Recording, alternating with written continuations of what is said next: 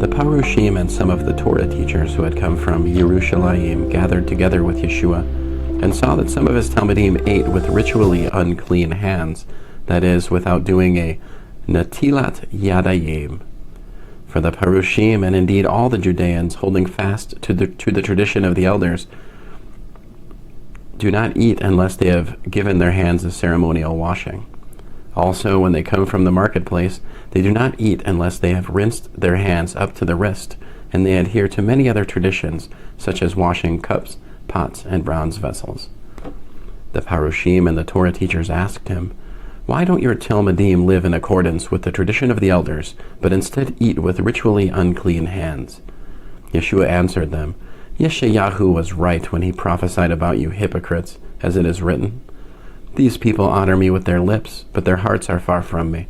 Their worship of me is useless, because they teach man-made rules as if they were doctrines.' You depart from God's command and hold on to human tradition. Indeed," he said to them, "you have made a fine art of departing from God's command in order to keep your tradition. For Moshe said, 'Honor your father and your mother,' and anyone who curses his father or mother must be put to death. But you say, if someone says to his father or mother, 'I have promised as a korban,' that is, as a gift to God, when I might have used to help you, then you no longer let him do anything for his father or mother. Thus, with your tradition which you had handed down to you, you nullify the word of God, and you do other things like this." Then Yeshua called the people to him again and said, "Listen to me, all of you, and understand this. There is nothing outside a person which, by going into him, can make him unclean. Rather, it is the things that come out of a person which make a person unclean." When he had left the people and entered the house, his Talmidim asked him about the parable. He replied to them, "So you too are without understanding. Don't you see that nothing going into a person from outside can make him unclean? For it doesn't go into his heart, but into his stomach, and it passes out into the latrine." Thus he declared all foods ritually clean. "It is what comes out of a person," he went on, "that makes him unclean. For from within, out of a person's heart, come forth wicked thoughts, sexual immorality, theft, murder, adultery, greed, malice, deceit, indecency, envy, slander, arrogance, foolishness. All these wicked things come from within, and they make a person unclean."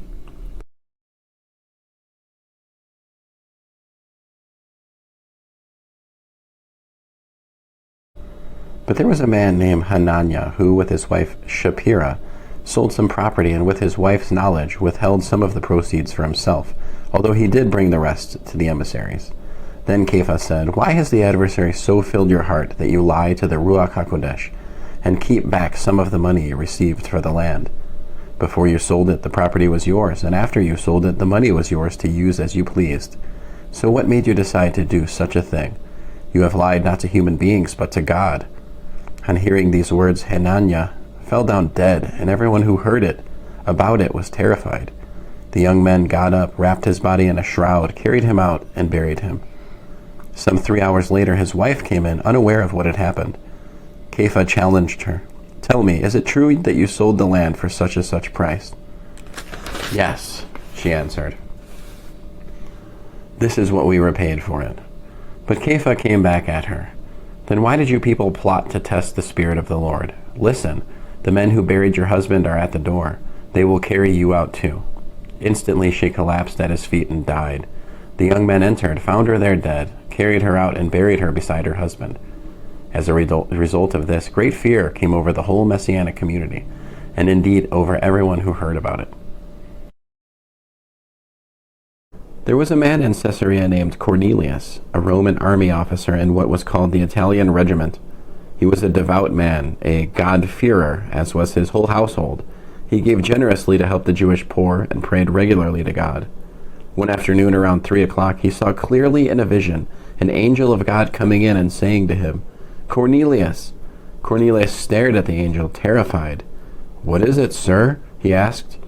"Your prayers," replied the angel, "and your acts of charity have gone up into God's presence, so that he has you on his mind. Now send some men to Yaffo to bring back a man named Shimon, also called Kepha. He's staying with Shimon the leather tanner who has a house by the sea." As the angel that had spoken to him went away, Cornelius called 2 of his household slaves and one of his military aides, who was a godly man, and he explained everything to them and sent them to Jaffa. The next day, about noon, while they were still on their way and approaching the city, Kepha went up onto the roof of the house to pray. He began to feel hungry and wanted something to eat, but while they were preparing the meal, he fell into a trance, in which he saw heaven opened, and something that looked like a large sheet being lowered to the ground by its 4 corners. In it were all kinds of 4-footed animals, crawling creatures, and wild birds. Then a voice came to him, "Kepha, get up, Kepha, slaughter and eat." But Kepha said, "No, sir, absolutely not. I have never eaten food that was uncleaf or treif." The voice spoke to him a second time, "Stop treating as unclean what God has made clean." This happened 3 times, and then the sheet was immediately taken back up into heaven. Kepha was still puzzling over the meaning of the vision he had seen, when the men Cornelius had sent, having inquired for Shimeon's house, stood at the gate and called out to ask if Shimeon, known as Kepha, was staying there. While Kepha's mind was still on the vision, the Spirit said, "3 men are looking for you. Get up, go downstairs, and have no misgivings about going with them, because I myself have sent them." So Kepha went down and said to the men, "You are looking for me? Here I am. What brings you here?"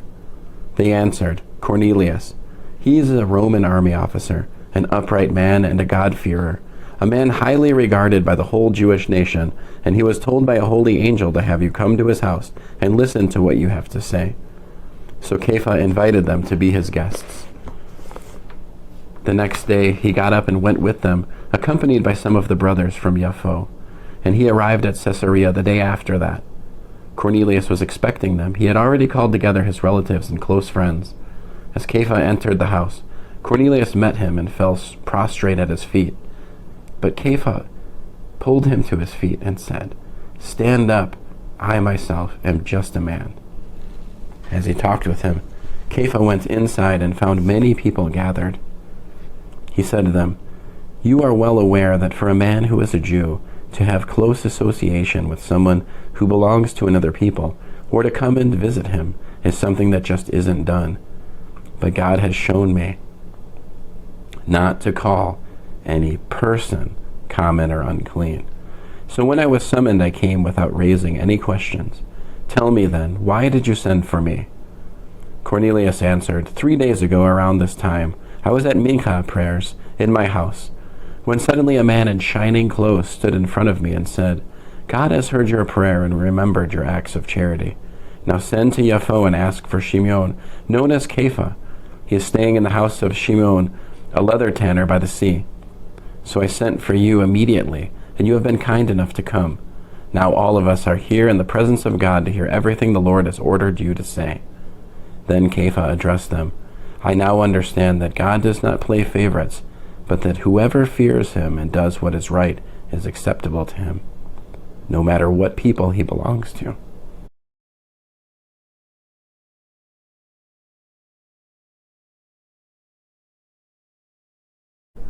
Do not yoke yourselves together in a team with unbelievers, for how can righteousness and lawlessness be partners?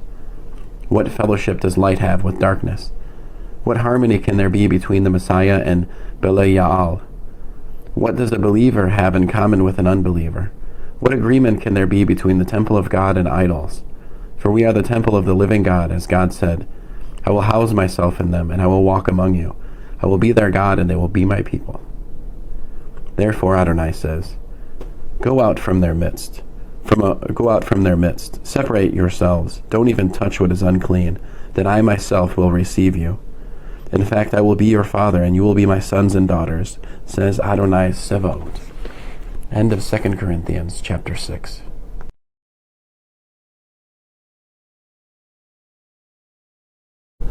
Therefore, my dear friends, since we have these promises, let us purify ourselves from everything that can defile either body or spirit, and strive to be completely holy out of reverence for God.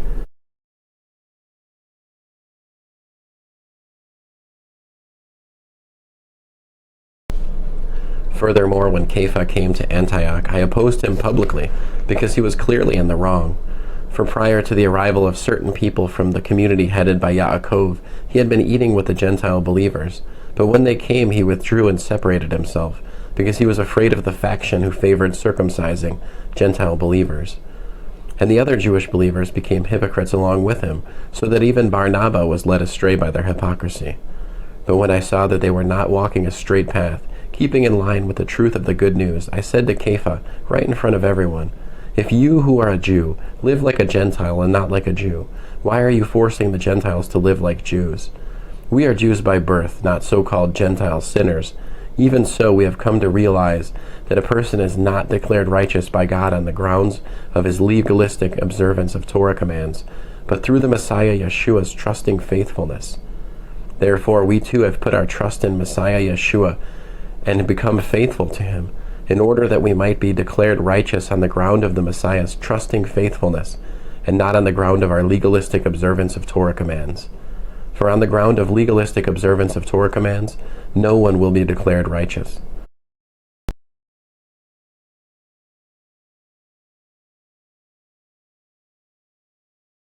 As people who obey God, do not let yourselves be shaped by the evil desires you used to have when you were still ignorant. On the contrary, following the Holy One who called you, become holy yourselves in your entire way of life, since the Tanakh says, "You are to be holy, because I am holy."